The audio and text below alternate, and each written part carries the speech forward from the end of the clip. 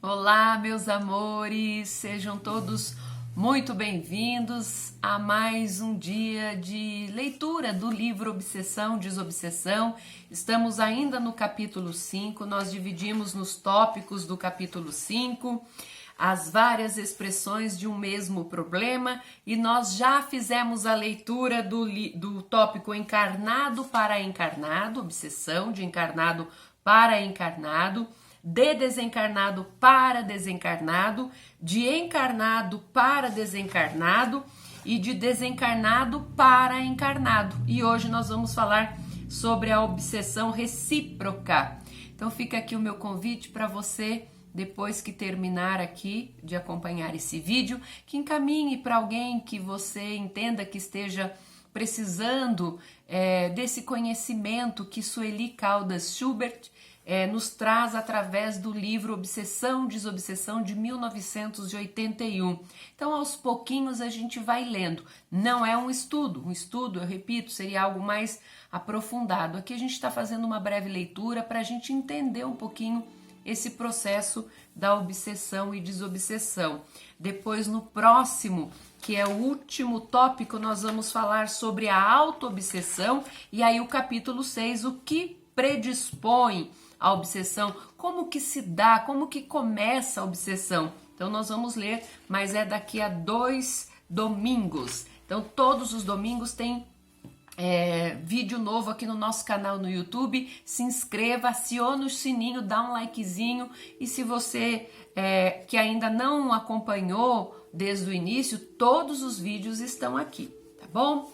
Então vamos lá, vamos começar a nossa leitura de hoje com o amparo da espiritualidade, dos anjos e de Jesus Cristo de Nazaré, a quem nós pedimos proteção, a quem nós pedimos discernimento, entendimento. Nós então assim damos início a essa leitura. Obrigada, Mestre Jesus, por essa oportunidade que possamos aprender e que a nossa alma possa assimilar esse conteúdo. Obrigada, obrigada, 1000 vezes obrigada.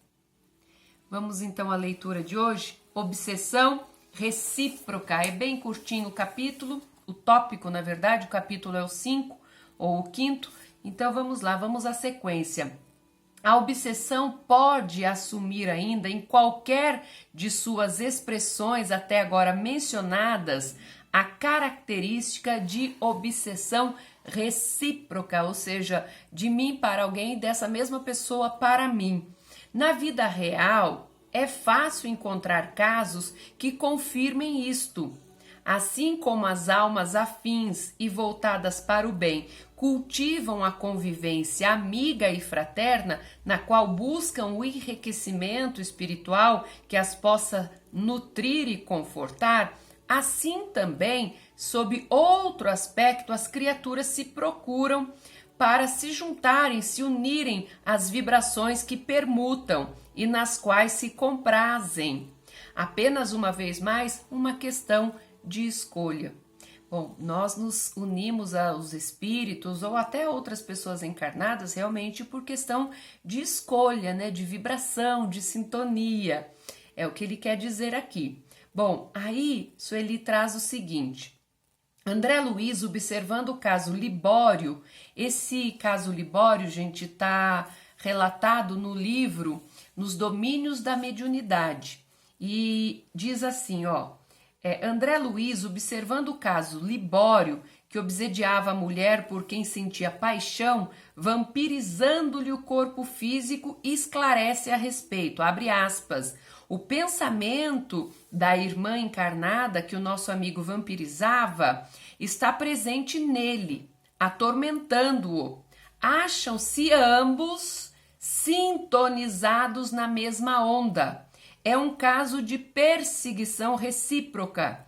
Enquanto não lhes modificamos as disposições espirituais, jazem no regime da escravidão mútua, e que obsessores e obsidiados se nutrem das emanações uns dos outros.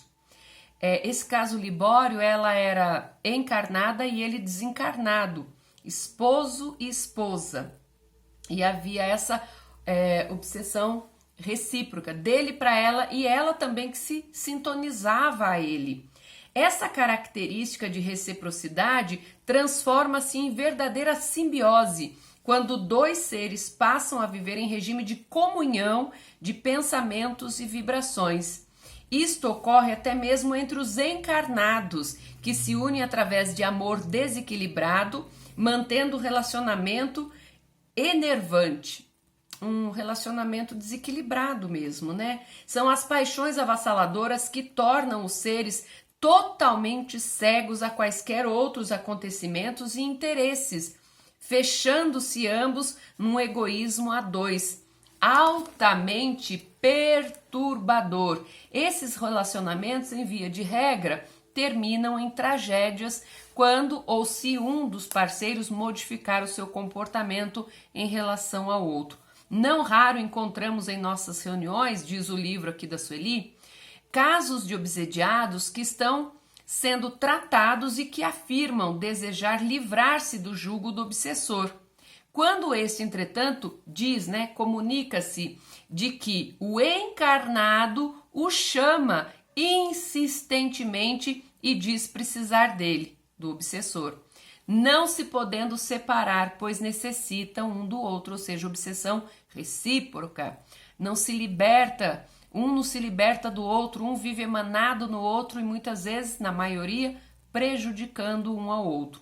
Alguns chegam mesmo a proclamar que entre ambos existe paixão, razão pela qual têm que permanecer juntos. Encerrando, se o encarnado diz que pretende libertar-se, isto se deve ao fato de que fisicamente ele sofre com tal situação.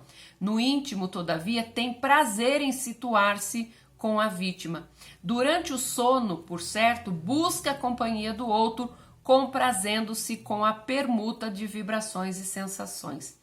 É muito comum, como diz o livro aqui, né, na nossa vida matéria, aqui na matéria, nós observarmos casais, né, que são um obsedia o outro, né? Há aquela possessividade de um para com o outro, de fato, e como relata aqui, esses relacionamentos, via de regra, terminam em tragédias quando um deles decide parar, decide terminar, né, que não quer mais, ou mudar de comportamento, por exemplo.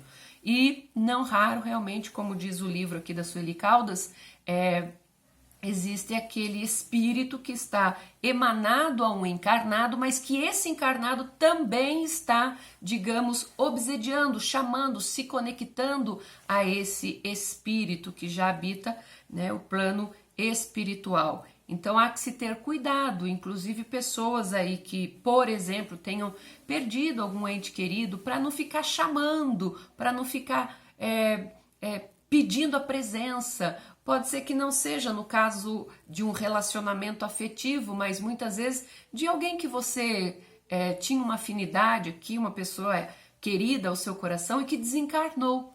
E você passa a chamá-lo, a chamá-la, a pedir ajuda, a pessoa recebe essa vibração porque há essa conexão, essa sintonia de sentimento e vibração, pensamento. Né? E obviamente que existem outras questões ligadas a essa obsessão recíproca. Há inclusive casos de que na hora, como relata aqui, né, de tentar afastar o espírito obsessor da pessoa obsediada, a própria pessoa se sente mal, ela não quer liberar aquele espírito, ela insiste em manter-se conectada a esse espírito obsessor, estando familiarizada com aquela energia, né? Então aqui até no final ele fala, olha, alguns chegam mesmo a proclamar que entre ambos existe paixão, razão pela qual têm de permanecer juntos. Se o encarnado diz que pretende libertar-se, isso se deve ao fato de que fisicamente ele sofre com tal ação. Muitas vezes tem essa perturbação que chega a ser física, mas no íntimo dele, diz aqui, ó, todavia ele tem prazer em situar-se com esse espírito que ele também está praticando a obsessão. Então, durante o sono, por certo, busca a companhia de outros, comprazendo-se com a permuta de vibrações, ou seja, toma lá da cá, né? Essa troca de energia. eu já vi um relato num livro, que eu não vou me lembrar o nome agora, que a mulher, quando ela dormia, e aqui cita o estado de sono, né?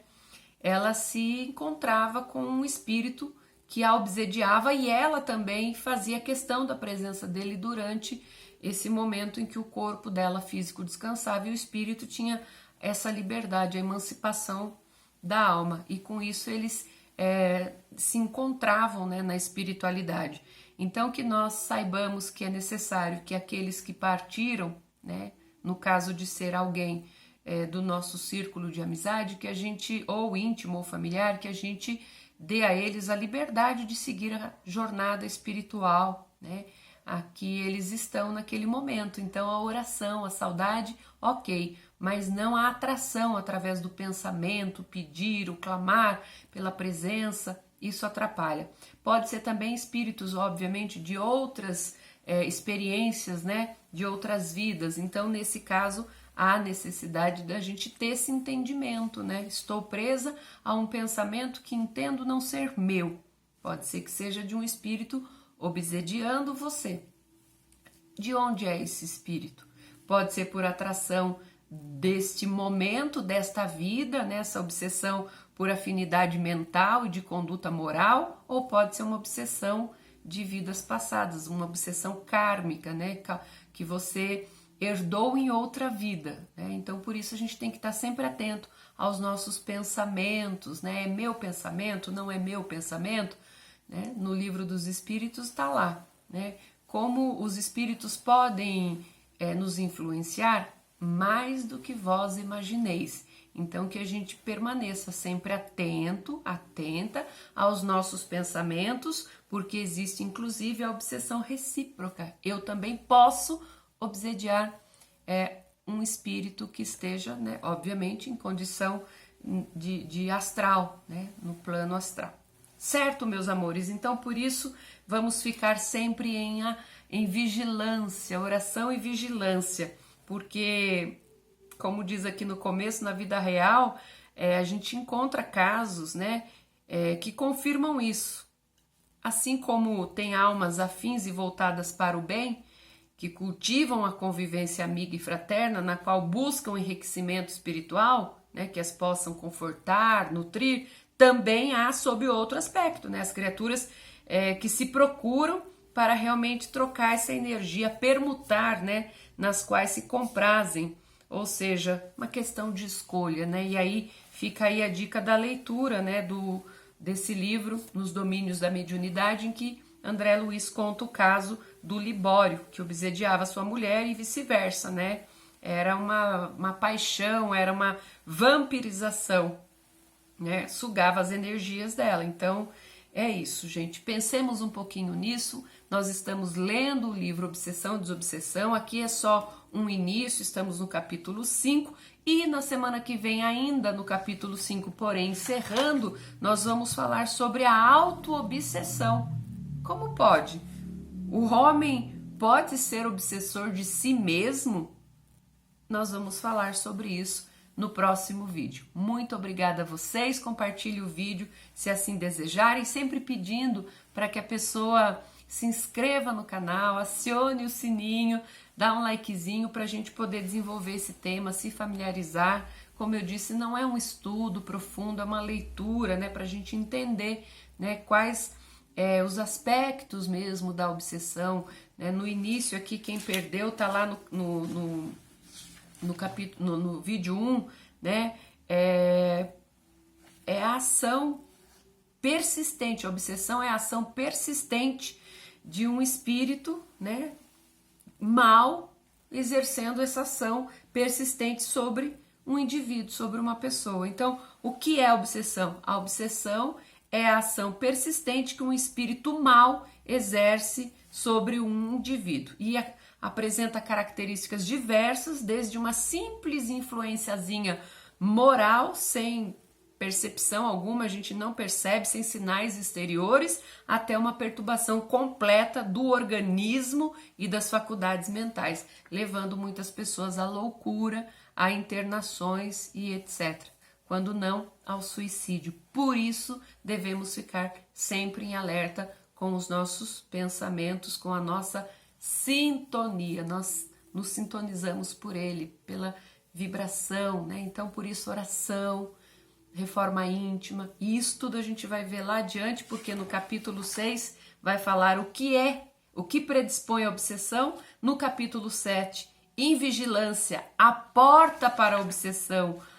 Capítulo 8, a escravização do pensamento. E no capítulo 9, o processo obsessivo. E outras coisas que vêm pela frente, como as consequências da obsessão, que é um capítulo um pouco mais longo, a gente vai dividi-lo também em tópicos. Certo, meus amores? E assim nós encerramos agradecendo a Deus, a Jesus, aos benfeitores espirituais que derramem suas bênçãos sobre cada lar, sobre cada família, sobre nós, nos fortalecendo, nos amparando sempre. Obrigada, Jesus, obrigada, espiritualidade, que possamos logo, em breve, estar juntos novamente. Que assim seja, que Deus abençoe você, o seu lar, a sua família. Beijo de luz para vocês e até o próximo vídeo. Tchau!